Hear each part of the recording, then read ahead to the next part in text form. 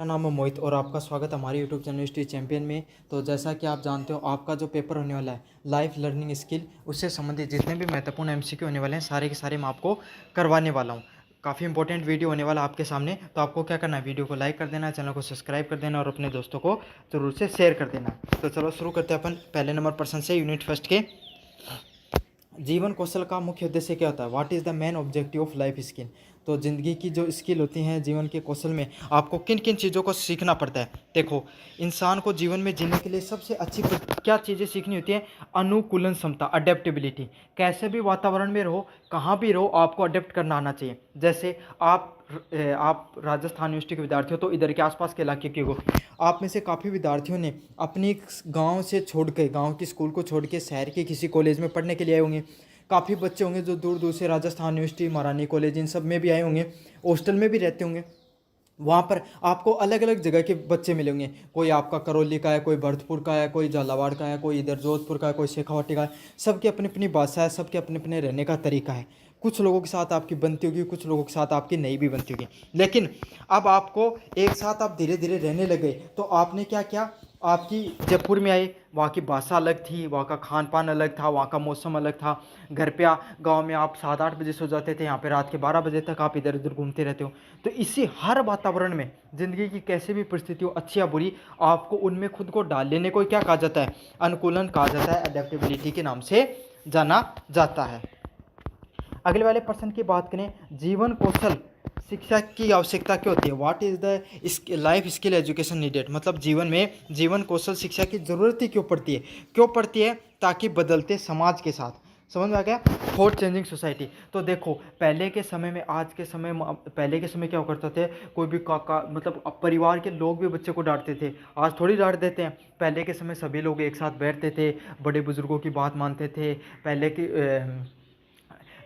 के समय में मतलब महिलाओं को शिक्षा नहीं दी जाती थी, लेकिन आज के समय दी जाती है। तो आज के समय वो बहुत सी चीज़ें बदल गई है जो पहले के समय नहीं हुआ करती थी। तो बदलते समय के साथ खुद को उस वातावरण में ढाल लेना, अपनी सोच को उस हिसाब से बना लेने को क्या कहा जाता है? लाइफ एजुकेशन के नाम से जाना जाता है, जीवन कौशल के नाम से जाना जाता है। तो बदलते हुए समाज के साथ खुद को बदलना ही जीवन कौशल की कला होती है। जीवन कौशल का परिचय सबसे पहले किस संगठन द्वारा दिया गया? Which organization first introduce the concept of life skills? तो जीवन कौशल का परिचय वो सबसे पहले किस संगठन के द्वारा दिया गया? WHO के द्वारा, वर्ल्ड हेल्थ ऑर्गेनाइजेशन है, उसके द्वारा क्या है, जीवन कौशल के परिचय को दिया गया। तो इसका सही आंसर क्या होगा? ऑप्शन नंबर ए है वो सही आंसर होने वाला है। विश्व स्वास्थ्य संगठन है, उसके द्वारा जीवन कौशल की जो परिचय है पूरी दुनिया को पहली बार बताया गया। अगले वाला प्रश्न है, जीवन कौशल शिक्षा का प्रमुख लाभ क्या होता है? What is a major benefit of life skill education? तो कौन से वाला होता है? इसका सही आंसर क्या होगा? सामाजिक क्षमता, सोशल कॉम्पिटेंस है वो क्या होती है? वो जीवन कौशल शिक्षा से संबंधित होती है। निम्नलिखित में से कौन सी जीवन कौशल शिक्षा की पद्धति नहीं है? विच of the following is not a method of life skill education? तो कौन सी नहीं है लाइफ स्किल एजुकेशन से संबंधित? क्या होगा? लेक्चर बेस, मतलब भूमिका का निर्माण करना, मतलब आप कोई भी रोल प्ले कर रहे हो, आपको कोई इंसान सिखा रहा है। जैसे क्या होता है, नाटक वगैरह किए जाते हैं, उसमें क्या दिखाया जाता है? जीवन की अलग अलग परिस्थितियों के बारे में दिखाया जा रहा है। तो आप नाटक के माध्यम से रोल, भूमिका को अदा करके आप क्या सीख सकते हो? लाइफ लर्निंग सीख सकते हो। आपस में चार आदमी बैठ गए और आपस में डिस्कशन कर रहे हो, जैसे कोई ब्याह शादी होती है, चाय की थड़ी हो गई, या फिर कहीं भी कोई चबूतरा हो गया जहाँ पर चार लोग बैठ के अपने जीवन की घटनाओं के बारे में बताते हैं। बुजुर्ग लोग के देखो हमारे समय में ऐसी मुश्किलें हुआ करती थी, है ना, या फिर कभी कभी अपनी घटनाओं के बारे में बताते हैं। तो आप सीखते हो कि जीवन में हमें किस प्रकार से रहना चाहिए, संस्कार सीखने चाहिए, मुश्किल परिस्थितियों में हमें किस प्रकार से जीवन का निर्वहन करना चाहिए। ये सब चीज़ें हम सीखते हैं। अगले क्या? अनुभव करके। जीवन में बहुत सी चीज़ें ना हम कोई लेक्चर से सीख सकते हैं, ना किताबों से सीख सकते हैं, ना सीख सकते हैं हम कोई रोल प्ले करके। हम सीख सकते हैं सिर्फ अनुभव से जीवन में। समझ में आपको चाहिए कितना ही आपका दोस्त बता दे कि आपको जयपुर में जाकर ये करना है, ये नहीं करना, ऐसा आपका जीवन होगा, लेकिन आपको पता तो जब चला ना, जब यहाँ पर आप आकर रहने लगे। समझ में आ गया? तो यही है, आप अनुभव से भी बहुत सी चीज़ें सीखते हो। लेकिन इनमें से कौन सा मेथड नहीं? व्याख्यान से। तो कोई आपको कितना ही ज्ञान दे ले, ज्ञान से नहीं सीखता इंसान, परिस्थितियों के हिसाब से ही चीज़ों को सीखता है। अगले वाला प्रश्न है, जीवन कौशल की 3 प्रमुख श्रेणियां कौन सी होती है? What are the major classification of the life learning skills? तो लाइफ लर्निंग स्किल की 3 प्रमुख जो आपके सामने स्किल्स कौन सी होती हैं, तो इसका पहला आंसर क्या होगा, जर्निक मतलब सामान्य परिस्थितियाँ, जैसे कि रोज़ की आपकी परिस्थितियाँ। मैं उदाहरण देके बताऊँ, आप आटे की चक्की पे गए आटा पिसाने के लिए, है ना। अब गए आप वहाँ पर, लेकिन क्या हुआ, एक दिन के लिए आपका जो आटा है, जो आटा चक्की है वो ख़राब हो गई। तो आपको क्या हुआ, आप घर में ज़रूरत थी लेकिन मिला नहीं, तो आपने क्या किया, पड़ोसी से ले लिया और फिर आपका पीस कराया तो आपको वापस दे दिया। बहुत सिंपल सा एग्जाम्पल है। फिर क्या है, विशेष परिस्थितियाँ, जैसे क्या होगा, आपके घर में आपके दादाजी बीमार हो गए, अब उनकी आयु हो गई तो वो बीमार हो गए, तो ये कैसी परिस्थिति है, अब आपको क्या करना था, आपके कॉलेज की परीक्षा है और आपके दादाजी भी बीमार हो गए, तो अब आपको दोनों चीज़ों में एडजस्ट करना पड़ रहा है। समझ में आ गया, उनकी भी देखभाल करनी पड़ रही है, आपको पढ़ाई भी करनी पड़ रही है। तो इसको क्या कहा जाता है, आपको जीवन कौशल की एक स्पेसिफिक, एक विशेष परिस्थिति के बारे में ये घटना है। अगले वाला क्या, एरिया स्पेसिफिक घटना। एरिया स्पेसिफिक क्या होती है, कोई भी एक घटना से संबंधित, जैसे कि आपका क्षेत्र है, इस समय झालावाड़ में पिछले कुछ दिनों में काफ़ी बारिश हुई। इससे क्या, बाढ़ की परिस्थितियाँ देखने को मिली। अब वहाँ के बच्चे हैं, अब बेचारे वहाँ के बच्चे ऐसे हर परेशान हो रखे हैं कि भाई उनके खेतों में पानी भर गया है, उनके घरों में भी पानी देखने को मिल रहा है, निचले इलाके में रहते हैं, पानी भर गया है। अब वो पढ़ाई कैसे कर सकते हैं, उनके एग्जाम आ रखी है। तो ये किस प्रकार की परिस्थितियाँ होती हैं, इनको बोला जाता है एरिया स्पेसिफिक प्रॉब्लम्स के नाम से जाना जाता है। तो ऐसी अलग अलग प्रकार की जो परिस्थितियाँ होती हैं उसी को लाइफ लर्निंग स्किल्स के नाम से हम जानते हैं, जो 3 प्रकार की होती हैं, सामान्य, विशेष और क्षेत्रीय। 7 नंबर प्रश्न की बात करूँ, जेनरिक स्किल्स का क्या अर्थ होता है, what does the generic skills means. तो जेनरिक स्किल्स का क्या मतलब होता है, इसका सही आंसर क्या होगा, जर्नल लाइफ स्किल, मतलब सामान्य जीवन से संबंधित जो कौशल होते हैं उसको क्या कहा जाता है, उसको आपको जर्नल सामान्य जीवन कौशल के नाम से जाना जाता है उनको। मतलब आपको किस प्रकार से समाज में रहना चाहिए, किस प्रकार के लोगों के साथ व्यवहार करना चाहिए, कैसे आपको अपने माता पिता का ध्यान रखना चाहिए, कैसे समाज के कार्यक्रम होते हैं उनमें आपको भाग लेना चाहिए, ये सारे की सारी चीज़ें क्या होती हैं, आपके सामने सामान्य जीवन के कौशल होते हैं। जो हमारे संस्कार होते हैं ना, उन्हीं को अपन सामान्य जीवन के कौशल बोले जाते हैं। साथ के साथ जीवन में मुश्किल परिस्थितियों में आपको खुद को कैसे ढांढस बंधाना होता है, ये सब चीज़ों को सामान्य जीवन कौशल के नाम से अपन जानते हैं। किस रिपोर्ट में जीवन कौशल शिक्षा पर विशेष जोर दिया जाता है, which report emphasize the life skill education. तो किस पे जोर दिया जाता है, डेलोर्स रिपोर्ट। तो किस रिपोर्ट में जीवन कौशल पे जोर दिया जाता है, तो कौन सी हो गई, डेलोर्स जो रिपोर्ट होती है वो आपको एक विशेष प्रकार की रिपोर्ट है, टेक्निकल पर्सन है, याद कर लेना, अगर पर्सन देखने को मिले डेलोर्स रिपोर्ट मान देना। और याद नहीं होता ऐसे याद कर लेना कि डेली डेली कोई काम कराना वही तो जीवन कौशल हुआ है, डेली डेली, तो यह डेली डेली की चीज़ क्या हम डेलोर्स रिपोर्ट में आई है। अगले वाला है प्रॉब्लम स्पेसिफिक स्किल, मतलब कोई समस्या आ गई और उससे संबंधित क्या होगा, कौन सा एग्जाम्पल है, तो कौन सा एग्जाम्पल है, पहले तो थानियों बता दूं, तनाव प्रबंधन करना। अब जहाँ थे, मानो थे 4 दोस्त हो और 4 दोस्त चारों का चारों गया घूमने गाड़ी लेके। अब क्या हो, पूछा और आधे बीच में क्या होगो, टायर पंचर होगो थारी गाड़ी को, समझ में आ गई। अब 1-2 जनों होगो, अब गाड़ी में थाने पता भाई किन टायर सही करना है, और दूर दूर तक वो टायर पंचर की भी दुकान को नहीं, तो थे बहुत समस्या में आगा, है ना। 1-2 थारो दोस्त यहाँ टेंशन मारे है कि मैं तो घर बता के को नहीं, और मन जाके मतलब वो भी करना है। फिर उसके बाद में कि एक दोस्त है वो थोड़ा कम टेंशन में फ़ोन मिलाए, कोई दोस्त का कोई दोस्त आए वो मैकेनिक न जानो, और फिर वो क्या करो, मैकेनिक आगे थारी गाड़ी सुधारी। तो यह क्या है, इनके क्या जा प्रॉब्लम स्पेसिफिक स्किल्स के नाम से जाना जा है। देखो सही आंसर क्या होगा, तनाव प्रबंधन कौशल, मतलब आपके अंदर जीवन में जितना आप तनाव को प्रबंधन कर सकते हो, जितना तनाव को आप सहन कर सकते हो, उतना ही जीवन में आप बेहतर कर सकते हो, चाहे कोई परीक्षा हो गई, चाहे जीवन की कितनी भी मुश्किल सिचुएशन हो गई। तो इसको क्या कहा जाता है, प्रॉब्लम सॉल्विंग स्पेसिफिक स्किल के नाम से जाना जाता है। अगले वाला, निम्नलिखित में से कौन सा जीवन कौशल में शिक्षा का योगदान नहीं है, तो कौन से में नहीं रहता आपका शिक्षा का योगदान। इसका सही आंसर क्या होगा, FAO है, उसका शिक्षा से संबंधित कोई योगदान नहीं है। अगले वाला, एरिया स्पेसिफिक स्किल्स का सही उदाहरण क्या है, what is the correct example of area specific skill. तो एरिया स्पेसिफिक स्किल का सही आंसर क्या होगा आपके सामने, इसका सही आंसर क्या होगा, मत्स्य पालन है कौशल, मत्स्य प्रबंधन कौशल। अब एक बात सोचो, आप मत्स्य क्या हो, मछली पालन को जैसलमेर को आदमी मछली पालन के बारे में सोच के कहीं सोचोगे भाई, पानी उनका पीने के लिए कोई मछली कठी होंगी उनका, है ना। अब मछली पालन कठे उसका, जहाँ झालावाड़ साइड में जो बहुत बारिश है उसका बठिया राजस्थान में, या फिर कोई कोस्टल एरिया को, समुद्री तट को एरिया को उठे के उसका मछली पालन उसका है। तो ये जो आपका सामने ये क्या को स्किल है या आपकी क्षेत्र विशेष स्किल है, समझ में आ गई। क्षेत्र क्षेत्र पर निर्भर करे, जठे पानी होगा, आप लद्दाख को आदमी है वो कठिन मछली पालन कर ले होगा, ऐसा ना। तो यही सब चीज़ें होती हैं, इसको क्या बोला जाता है, जहाँ पे क्षेत्र पे जो चीज़ें निर्भर करें, जो उसके हिसाब से अपन चीज़ों को सीखें, उसको क्या कहा जाता है आपके सामने, एरिया स्पेसिफिक स्किल्स के नाम से उनको जाना जाता है। जीवन कौशल की शिक्षा को बढ़ावा देने में किसकी भूमिका सबसे ज़्यादा आती है, तो इसका सही आंसर क्या होगा, WHO। तो WHO क्या करता है, आपको जीवन कौशल की शिक्षाओं को बढ़ावा देने का कार्य करता है। तो इसका सही आंसर क्या, ऑप्शन नंबर बी है वो सही का आंसर होने वाला है।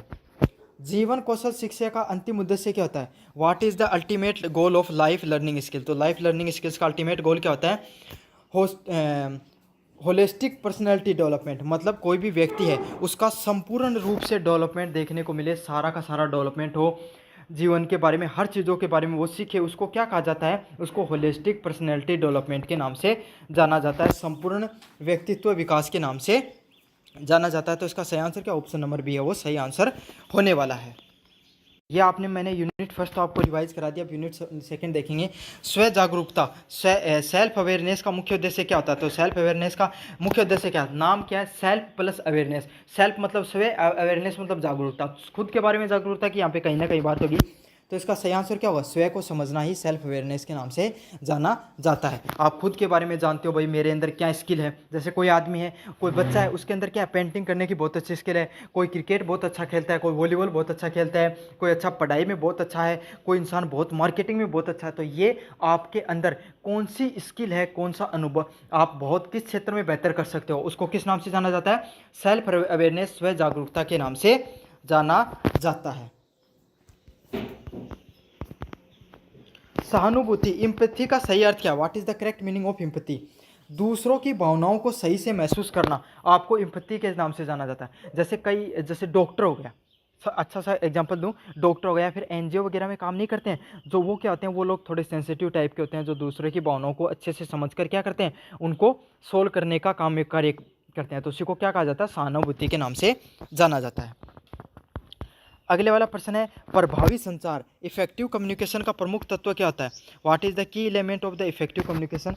तो क्या होता है, सक्रिय रूप से सुनना। तो बातचीत करने का सबसे अच्छा तरीका होता है वो क्या होता है, सिर्फ बोलना ही नहीं, सामने वाले को सुनने वाली स्किल भी अगर आपके अंदर होनी चाहिए, तो आप क्या कर सकते हो, आप एक बहुत ही इफेक्टिव कम्युनिकेटर बन सकते हो, आप बहुत ही अच्छे वक्ता बन सकते हो। सुनोगे तभी बोलना सीखोगे, इसलिए पहले जीवन में सुनना सीखना चाहिए हमें। अगले वाले पर्सन की बात करें, लीडरशिप की एक महत्वपूर्ण गुण क्या है, what is the important quality of leadership. तो लीडरशिप की इंपॉर्टेंट क्वालिटी क्या होती है, इसका सही आंसर क्या होगा, इंस्पायरिंग अदर। तो लीडरशिप की यही क्वालिटी होती है कि वो दूसरों को हमेशा प्रेरित करते रहते हैं।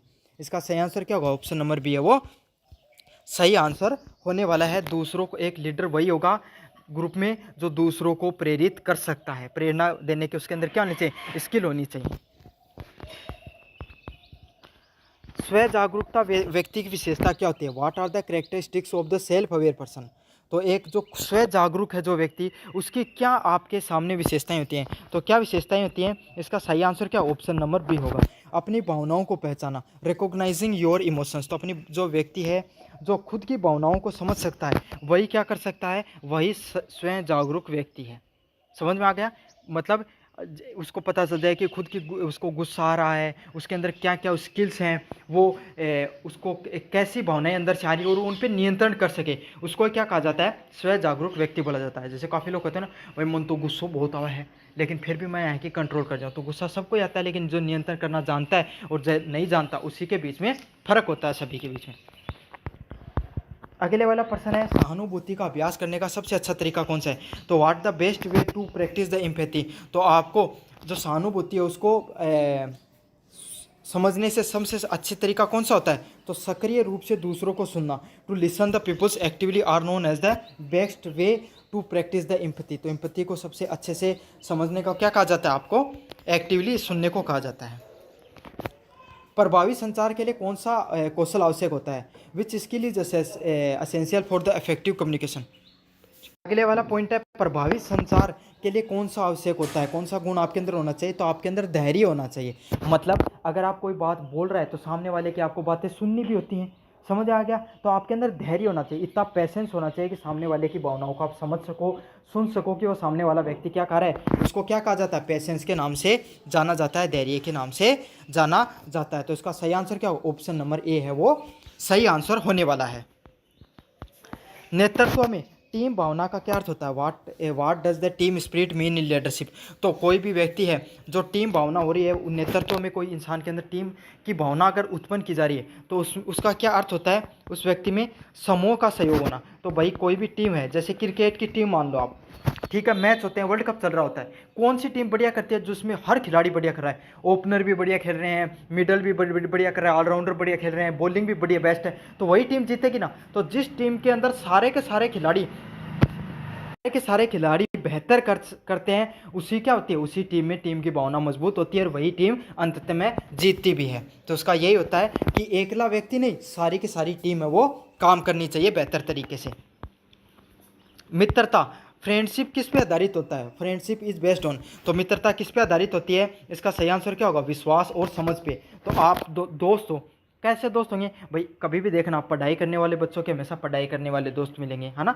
और जो ज़्यादा घूमने वाले बच्चे हैं, इधर उनको घूमने फिरने में ज़्यादा इंटरेस्ट होता है, तो उनके साथ वाले भी देखना आपको हमेशा कैसे बच्चे मिलेंगे, जो साथ में घूमने फिरने वाले बच्चे होंगे, है ना।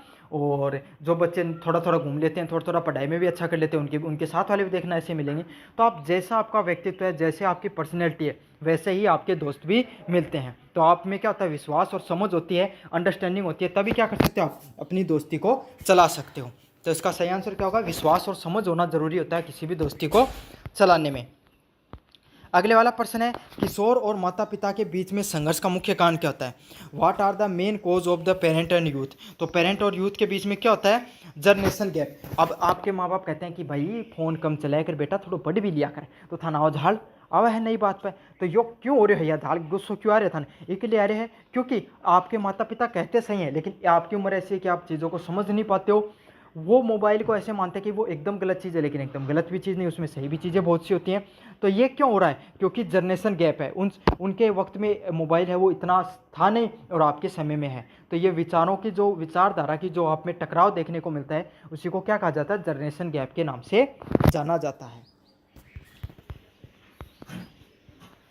What is the best method to develop the self awareness. तो खुद के बारे में स्व जागरूकता पैदा करने का सबसे अच्छा तरीका क्या होता है, ध्यान और आत्मचिंतन करने के बारे में। तो ऐसे अब आपको समझो कि आप पढ़ाई कर रहे हो और आप पढ़ाई में अच्छा नहीं हो, आपके कॉलेज के टीचर ने आजकल आपको डांट दिया, आप कॉलेज में गए, आपको डांटा किसी बात के लिए, समझा, आप बहुत अच्छे स्पोर्ट्स करते हो, बहुत अच्छे क्रिकेटर हो, बहुत अच्छा मतलब आप स्पोर्ट्स में हो, आपके कोच ने कल आपको बुलाया पर्सनली और आपको डांटा। तो आप दो चीज़ कर सकते हो, क्या तो आप वहाँ पर ये समझ खुद उससे ईर्ष्या कर सकते हो कि भैया तो कोच मन चाहो को नहीं हो, तो मेरा जड़ा है, ये हो सकता है। या फिर आत्मचिंतन करो कि उस व्यक्ति ने अगर हमें डांटा है, टीचर ने या कोच ने, तो हो सकता है कि मैं कुछ ना कुछ गलतियां कर रहे होंगे, क्योंकि वो हमारी उस जिस एज में हम उस एज से वो गुजर चुके हैं, हम जो गलतियां कर रहे हैं वो गलतियां उन्होंने भी की होगी, तो इसीलिए वो हमें डांट रहे हैं। तो इसी चीज़ को समझ, तब आप ये चीज़ समझोगे, तभी तो समझोगे कि आपकी गलती क्या है। पहली कोई भी चीज़ को समझने की पहला स्टेप क्या होता है कि आप अपनी गलती को मानो, गलती को स्वीकार करो। तब क्या करोगे, आप आत्मचिंतन करोगे, फिर आप सोचो कि भाई मैंने कौन सी गलती की, फिर आपको गलती भी पता चल जाएगी। तो इसी को क्या कहा जाता है, खुद के बारे में जागरूकता पैदा करने के लिए आपको ध्यान करना चाहिए और आत्मचिंतन करना चाहिए कि मैं जीवन में कहाँ पर गलतियाँ कर रहा हूँ। अब बात करेंगे यूनिट नंबर 3 की तरफ, रचनात्मक चिंतन। क्रिएटिव थिंकिंग का मुख्य उद्देश्य क्या होता है, what is the main goal of creative thinking. तो आपको जो रचनात्मक मतलब आप क्रिएटिविटी के साथ चीज़ों को समझ पाते हो, उससे संबंधित आपका मुख्य उद्देश्य क्या होता है। तो क्रिएटिव थिंकिंग से संबंधित आपके सामने मुख्य उद्देश्य क्या होता है भाई, क्रिएटिव थिंकिंग क्या होती है। जैसे कोई आप सोचो, आपकी कॉलेज के अंदर पिछले कुछ दिनों से किस चीज़ की समस्या आ रही थी कि अगले वाला पर्सन क्या, क्रिएटिव थिंकिंग वाला मैंने आपको बता दिया। अगले वाला क्या, आलोचनात्मक चिंतन। अच्छा वो उदाहरण देना रह गया था ना। तो काफ़ी दिनों से समस्या क्या आ रही थी कॉलेज से संबंधित कि आपका अब आपकी जो यूनिवर्सिटी है उसके द्वारा क्या किसके पीरियड आ रहे हैं आपके सामने, जो खेल के यूनिवर्सिटी के द्वारा जो खेल के टूर्नामेंट कराए जाते हैं वो टूर्नामेंट आने वाले हैं। अब आपकी कॉलेज उसमें व्यवस्था नहीं हो पा रही है, कोई कोच अच्छा कोच नहीं मिल रहा, आपकी टीम बहुत अच्छी है, तो आप में क्या क्या जो पिछले बार की आपकी जो चैंपियन टीम थी उसके जो एक खिलाड़ी को आपने फ़ोन किया, आप में से किसी एक लड़के ने, और उसने क्या किया, उसने आपको ट्रेंड किया और वो प्रॉब्लम सोल्व हो गई। तो इस प्रकार को क्रिएटिव थिंकिंग कहा जाता है। वैसे क्रिएटिव थिंकिंग मोस्टली कोई पेंटर हो गया, कोई क्रिएटर हो गया, स्टार्टअप बनाने वाले हो गए, उनको बताया जाता है। समझ में आ गया? तो इस चीज़ को क्या कहा जाता है, नए और अनोखे विचारों को उत्पन्न करना, उसको क्या कहा जाता है, क्रिएटिव थिंकिंग करके नाम से जाने जाता है। एक आदमी को नहीं एकदम कुपादी आदमी हुई जिनका दिमाग में अलग अलग टाइप का विचार है, वह क्रिएटिव थिंकर हुए। आलोचनात्मक क्रिटिकल थिंकिंग का मुख्य गुण क्या होता है? What are the key features of the critical thinking? Critical thinking के मुख्य विचार क्या होते हैं? तथ्यों और साक्ष्यों का विश्लेषण करना, analysis the fact and evidence. तो अगर आप बहुत अच्छे क्रिएटिव थिंकर बनना चाहते हो तो सबसे पहले क्रिएटिव थिंकर के काम क्या है, कोई भी समस्या को समाधान करना। अच्छा, समस्या को समाधान करने के लिए आदमी ने पहले समस्या समझनी जरूरी हुआ ना, तो यही चीज़ है। पहले जो तथ्य हैं भाई, क्या समस्या है, उससे संबंधित उन तथ्यों का क्या क्या विश्लेषण है, उन सब चीज़ों को आपको क्या करना पड़ता है, उन तथ्यों को आपको विश्लेषण करना होता है। निर्णय लेने की प्रक्रिया में सबसे पहला गुण क्या होता है? तो निर्णय लेते हो उसमें सबसे पहले गुण क्या होता है? आप कोई भी समस्या को पहचान करते हो। समझ में आ गया? तो इसका सही आंसर क्या, ऑप्शन नंबर बी है, वो सही आंसर होगा। कोई भी समस्या को पहचाना निर्णय लेने की प्रक्रिया का पहले कदमों में से होगा। 4 नंबर प्रश्न की बात करें, समस्या समाधान, प्रॉब्लम सॉल्विंग का सही अर्थ क्या होता है? What are the correct meaning of problem solving? तो प्रॉब्लम सॉल्विंग का करेक्ट मीनिंग क्या होता है? समस्याओं का प्रभावी समाधान खोजना। Finding the effective solution to the problem, मतलब प्रॉब्लम होती है, जो समस्याएं होता है, उनका प्रभावी समाधान आपको खोजने से संबंधित होता है। कोई भी समस्या है आपके सामने, उसका आपने क्या क्या समाधान खोजा, तो उसी को क्या कहा जाता है? समस्या समाधान खोजने से संबंधित शब्द होता है। समझने और याद करने का में सबसे महत्वपूर्ण क्या होता है? What are the most important in comprehensive and the memorising? तो आप कोई भी चीज़ों को समझ रहे हो और उनको याद कर रहे हो, तो इससे संबंधित क्या होता है? आपसे गहरी समझ पैदा होती है। समझ रहे? जैसे मैं आपको पढ़ा रहा हूँ, मैं उदाहरण भी दे रहा हूँ साथ के साथ, तो इससे क्या रहा, ये आप उदाहरण भी सारे आपके कॉलेज के, सारे आपके आसपास के हैं, तो इसके आपका हर चीज़ क्या हो रही है, आप याद भी कर रहे हो प्रश्नों को और समझ भी पैदा हो रही है। अच्छा, ऐसे भी हो सकता है, ऐसे भी होता है, यार ये तो हमारे साथ ही होता है। तो इसको क्या कहा जाता है? इसको ही कहा जाता है कंप्रीहेंसिंग एंड मेमोराइजिंग। मतलब समझ भी रहे हो और चीज़ों को याद भी कर रहे हो, दोनों चीज़ें साथ हो रही हैं, इसको क्या कहा जाता है? एकदम इससे गहरी समझ पैदा होती है चीज़ों को लेकर। अगला प्रश्न है, रचनात्मक चिंतन का कौन सा उदाहरण होता है? What is an example of creative thinking? तो रचनात्मक का क्या उदाहरण होता है? इसका सही आंसर क्या होगा? मेक ए न्यू इन्वेंशन, मतलब एक नए प्रकार का आविष्कार करना किससे होता है? आपके रचनात्मक चिंतन से संबंधित होता है। मतलब आप कोई भी एक नया आविष्कार कर रहे हो, उसको किस नाम से जाना जाता है? एक रचनात्मक चिंतन के नाम से जाना जाता है। आलोचनात्मक चिंतन का what are the essential for the critical thinking? मतलब क्रिटिकल आलोचनात्मक चिंतन का एक मुख्य भाग कौन सा होता है? तो इसका सही आंसर क्या होगा? ऑप्शन नंबर बी, मतलब एविडेंस बेस्ड रीजनिंग आनी चाहिए आपको। साक्ष्य से संबंधित आपके सामने क्या होना चाहिए? साक्ष्य आधारित तर्क आपको देने आने चाहिए। निर्णय लेने का सबसे महत्वपूर्ण कारक क्या होता है? What is the most important factor in the decision making? मतलब आप निर्णय लेने के लिए सबसे महत्वपूर्ण कारक आपको क्या चीज़ों का पता होना चाहिए? इसका सही आंसर क्या होगा? ऑप्शन नंबर बी है, वो सही आंसर होने वाला है। सूचना और तथ्यों को आप बहुत अच्छे से समझोगे, तभी क्या करोगे, आप कोई भी निर्णय ले पाओगे। समस्या समाधान में अंतिम कदम क्या होता है? What are the final step in the problem solving? तो जो प्रॉब्लम सॉल्व करने का जो फाइनल स्टेप क्या होता है? इसका सही आंसर क्या होगा? परिणाम का मूल्यांकन करना, इवेल्युएटिंग द आउटकम। जो भी परिणाम आता है उसको आप मूल्यांकन कर सकते हो। मतलब कोई भी समस्या हो गई भाई, कोई भी समस्या आप सुलझाना चाहते हो, जैसे कि आपके घर में है, लगातार क्या समस्या आ रही है।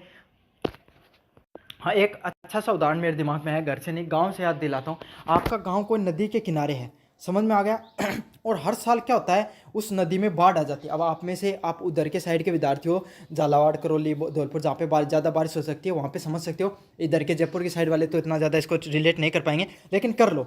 समझ लो कि एक नदी है, उसमें बार बार आपका गाँव नदी किनारे बार बार उसमें बाढ़ आ जाती है, छोटी सी नदी है। तो आप क्या करोगे? सारे गांव वालों ने मिलकर फैसला लिया कि हम क्या करेंगे, इसके तटबंध बनाएंगे। तटबंध क्या होते हैं? नदी होते हैं, नदी के किनारों को सीमेंट से या फिर आपके सामने जो ये कट्टों में मिट्टी भर भर के उसके किनारों को बना दिया जाता है। तो इससे क्या होता है, जो पानी होता है ना, वो उसका मिट्टी का कटाव ज़्यादा नहीं होता, पानी सीधा का सीधा निकल जाता है। तो अब आपने उसका जब जो प्रॉब्लम ये थी इसका समाधान निकाला, तो इसका आपको क्या निकला, अगले साल फिर से बारिश हुई और बारिश उससे अच्छी भी हुई, लेकिन इस बार बाढ़ हुई लेकिन बहुत कम देखने को मिली। समझ में आया? तो आपने क्या किया, अब आपने अंतिम उत्पाद निकाला क्या, कि भाई अब अगली बार हम इसके तटबंधों को और थोड़ा चौड़ा करके निकालेंगे और थोड़ा चौड़ा करेंगे। ये प्रयोग है वो सफल रहा। तो कोई भी समस्या समाधान का अंतिम कदम क्या होता है? परिणाम का मूल्यांकन करना, कि आपने कोई प्रॉब्लम सोल्व की है, उसका क्या रिजल्ट पॉजिटिव निकला या नेगेटिव निकला, उसको क्या कहा जाता है? समस्या समाधान का अंतिम कदम के नाम से जाना जाता है। सिर्फ रटने से कौन सी क्षमता कमजोर होती है? तो जैसे कि अब मैंने आपको पीडीएफ डाली, तो दो प्रकार के विद्यार्थी, एक मेरा वीडियो देखने वाले, एक दूसरे क्या करेंगे, सिर्फ चीज़ों को रटते रहेंगे। लेकिन जो बच्चा मेरा वीडियो देखेगा और फिर चीज़ों को पढ़ेगा तो उसको ज़्यादा जल्दी याद हो जाएगा। समझना? रटना ही नहीं पड़ेगा। तो जो व्यक्ति ज़्यादा रटते रहते हैं तो उनका किस चीज़ की कमी हो जाती है? समझने की क्षमता की कमी हो जाती है। तो मैंने कितने उदाहरण देके समझाए आपको कि अंतिम उत्पादन क्या होता है, समस्या तनाव का कैसे मैनेजमेंट करना चाहिए, लाइफ लर्निंग क्या होती है। वो उदाहरण आप शायद नहीं समझ पाओगे इन सब चीज़ों से। समझ में आ गया? पीडीएफ को पढ़ के 1% याद कर सकते हो, पेपर में अच्छे अंक भी प्राप्त कर लो, क्या पता, लेकिन इतनी चीज़ें आप नहीं समझ सकते हो। अगला क्या हो, रचनात्मक चिंतन किस प्रकार के विचारों को प्रोत्साहित करता है? What type of the thinking does the creative thinker encourage? तो एक क्रिएटिव थिंकर होता है वो किस चीज़ की थिंकिंग को इनकरेज करता है? नवीन और लचीले विचार। तो उसके दिमाग में कैसे आएंगे? एक क्रिएटिविटी होती है नवीन विचारों की, नई नई चीज़ों को सीखना, नई नई चीज़ों को बनाना, तो उसके दिमाग में नवीन और लचीले विचार देखने को मिलते हैं। आपके सामने जो यूनिट नंबर 4 है इसको अपन पढ़ेंगे। इसमें क्या है? तनाव, स्ट्रेस से निपटने की पहली सीढ़ी क्या होती है? तो भैया आपको क्या हुआ, आपके पास एग्जाम चल रहे हैं, आपने पढ़ाई नहीं की, लास्ट समय आपको टेंशन हो रही है, लाइफ लर्निंग का पेपर कैसे क्लियर होगा, कैसे क्लियर होगा, तनाव हो रहा है, तो आपको क्या कर सकते हो? इस चीज़ को आप कंट्रोल करने के लिए क्या कर सकते हो? इसका कारण पहचान सकते हो, मतलब कारण की पहचान करना। अब आपको क्या कारण पहचाना कि लाइफ लर्निंग का है, कोई क्लास मिल नहीं रही है, पीडीएफ भी नहीं है, मेरे पास सीरीज़ नहीं है, तो आपने क्या कारण को पहचाना। सॉल्यूशन क्या मिला? यूनिवर्सिटी चैंपियन पे गए, टेलीग्राम से पीडीएफ उठाई, क्लास देखी वहाँ से और फिर से याद कर लिया, पास हो गए, तनाव दूर हो गया। यही है। तो इसी को क्या कर रहे हैं, फर्स्ट स्टेप, कोई भी स्टेप तनाव को, कोई भी चीज़ हो गई उसका पहला कदम क्या होता है? उस चीज़ को समझना। समझ में आ गया? तो कोई भी चीज़ के कारण का समझना ही पहला कदम होता है। कौन सा तरीका तनाव घटाने में सबसे अधिक सहायक होता है? Which method is the most important helpful in the reducing stress? तो कौन सा होता है आपके सामने? सही आंसर क्या होगा? एक्सरसाइज। तो एक्सरसाइज करते हो ना, जब आप रनिंग वगैरह करते हो, जिम वगैरह में जाते हो, तो काफ़ी लोगों को सुना हमारे अंदर पॉजिटिव फीलिंग वगैरह आती है। क्यों आती है? क्योंकि आपके शरीर के अंदर पॉजिटिव हार्मोन है वो रिलीज होते हैं, और इससे क्या होता है, ब्लड सर्कुलेशन बढ़ जाता है, तो आपका जो ब्लड सप्लाई है वो दिमाग में भी बढ़ती है, तो इससे क्या होता है, आपका दिमाग है वो रिलैक्स हो जाता है एकदम। भावनाओं को दबाने को क्या कहा जाता है? What may happen if emotions are suppressed? तो क्या हो सकता है? अब एक बात सोचो, थारा घर का था बार बार है कि बेटा पढ़ लिया करे, थे पढ़ो को नहीं था ना, वो झाड़, अब घर का पे झाड़ निकाल कौन सको, तो बात झाड़ की पे निकलेगी, बाकी तो थारे कोई जानवर वो पे निकलेगी, या फिर कोई दोस्ता कन जाओगा ऊपर निकलेगी, या थे क्या होगा, थोड़ा तनाव में जाओगा, टेंशन में जाओगा, कोई मतलब कोई कुछ ना कुछ ऐसी घटना हो जाओगी। तो इससे क्यों है, कोई अपनी भावना दबा रहे हो थे, तार गुस्सा दबा रहे हो जाने, तो क्यों थे कोई मतलब टेंशन में आया हो, या फिर थारे अंदर कोई गलत भावना आई है। तो ये क्यों आई है? तनाव व चिंता पैदा होती है जब आप अपनी भावनाओं को बार बार दबाते रहते हो तब। गुस्से से निपटने का सर्वोत्तम तरीका क्या होता है? What is the best way to cope with anger? तो गुस्से से कंट्रोल करने का तरीका क्या होता है? गहरी सांस लेना, मतलब आप एक बार लंबी सांस लो, होल्ड रखो उसको कुछ तरीके से, और फिर रिलीज़ कर दो। अच्छा, मैं आपको एक अच्छा तरीका बताता हूँ, आपको जीवन में बहुत काम आएगा। अगर आपके जीवन में कभी भी स्ट्रेस आई बहुत ज़्यादा, तो आपको क्या करना है? सबसे पहले आपको अपनी एक नोस्ट्रिल होती है, नोस्ट्रिल मतलब एक साइड की नाक, उसको बंद कर लेना है, फिर आपको दूसरे नाक की सांस उसको खुला छोड़ना है, वहाँ से सांस लेनी है, जितनी ले सकते हो उतनी ले लो, फिर आप उसको क्या करो, 16 सेकंड के लिए होल्ड रखो, फिर दूसरे नाक से उसको छोड़ दो। 8 सेकंड में लेनी होती है, 16 सेकंड होल्ड करना होता है, और 8 सेकंड में आपको रिलीज़ करनी होती है। तो ये कॉन्सेप्ट होता है। इस कॉन्सेप्ट को आप क्या करो, लगभग 2-3 मिनट कर लो, आपका स्ट्रेस है बहुत ज़्यादा रिलीफ हो जाएगा। और एग्जाम में भी कर सकते हो, काफ़ी बच्चों को एग्जाम वगैरह में बहुत ज़्यादा टेंशन होती है ना, तो आप थोड़ा मतलब ऐसे नहीं बार बार लेनी है, सांस लो लंबी सांस, थोड़ा होल्ड रखो, मतलब 5-10 सेकंड जितना भी रख सकते हो, फिर उसको रिलीज़ करो, फिर सेम प्रोसेस को 5-10 बार अपना लो, आपका स्ट्रेस है वो रिलीज़ हो जाएगा इस चीज़ से। समझ में आ गया? तो डीप ब्रेथ, गहरी सांस लेकर आप गुस्से को भी कंट्रोल कर सकते हो और एंजाइटी को भी कंट्रोल कर सकते हो। What are the necessary to control the aggression. तो आपको गुस्से को कंट्रोल करने के लिए आप क्या कर सकते हो, आपको खुद के ऊपर जागरूकता होनी चाहिए, आपको पता होना चाहिए कि मुझे क्यों गुस्सा आया है, मुझे इसको कैसे नियंत्रण करना है। भाई दूसरे आपको कितने दिन बताते रहेंगे, आपको खुद को कंट्रोल करना होगा इन सब चीज़ों पर। अगले वाला पर्सन है, what is the main benefit of positive emotion. तो सकारात्मक भावनाओं का क्या फ़ायदा होता है, तो सकारात्मक भावनाओं का क्या फ़ायदा होता है, बेहतर मानसिक स्वास्थ्य। आपका जो स्वास्थ्य है वो क्या होता है, बेहतर होता चला जाता है वक्त के साथ। अब अगर आप अपने इमोशंस को अच्छे से कंट्रोल कर पाते हो तो आपका जो मानसिक स्वास्थ्य है वो अच्छा होगा, और मानसिक स्वास्थ्य होगा तो आप जीवन में काफ़ी बेहतर चीज़ें करोगे। What are the expression emotion properly called. तो अपनी भावनाओं को अच्छे से बता देने को क्या कहा जाता है, इमोशनल एक्सप्रेशन के नाम से जाना जाता है। मतलब आपको गुस्सा आया तो आपने एक्सप्रेस कर दिया, लेकिन हर टाइम नहीं, काफ़ी बार बहुत दिनों से परेशान हो तो आपको निकाल लेना चाहिए कभी कभी, और अपनी भावनाओं को बता भी देना चाहिए, ताकि आप क्या कर सकते हो, उस स्ट्रेस से फ्री हो सकते हो। तो इसका सही आंसर क्या, ऑप्शन नंबर बी है वो सही आंसर है। एक्सेसिव स्ट्रेस कैन लीड, तो बहुत ज़्यादा जो तनाव वो किस चीज़ को लीड करता है, सही आंसर क्या होगा आपके सामने, सही आंसर होगा आपके सामने आपका मानसिक व शारीरिक रोग भी हो सकते हैं, बीपी वगैरह हो सकती है आपको, हो सकता है कि आपको मतलब मानसिक तनाव दिमाग से संबंधित कोई समस्या देखने को मिल जाए, डिप्रेशन के शिकार हो जाओ आप। What which of the following is a positive motion. तो पॉजिटिव मोशन कौन सा आपका, ग्रेटिट्यूड, कृतज्ञता। मतलब कोई भी व्यक्ति अच्छा काम करे उसको आपने उसकी प्रशंसा कर दी, आप दूसरों की भावनाओं को अच्छे से समझ सकते हो, तो ग्रेटिट्यूड, कृतज्ञता क्या एक पॉजिटिव मोशन के रूप में जाना जाता है। गुस्सा कब तक खतरनाक हो सकता है, तो गुस्सा कब तक खतरनाक होता है, जब तक आप उस पर नियंत्रण नहीं कर सकते हो। नियंत्रण कर सकते हो तब तो क्या ही खतरनाक होगा। तो यही है लाइफ लर्निंग स्किल से संबंधित जितने भी इंपॉर्टेंट क्वेश्चन है सारे करा दिए, PDF टेलीग्राम पे मिल जाएगी, ज्वाइन कर लेना।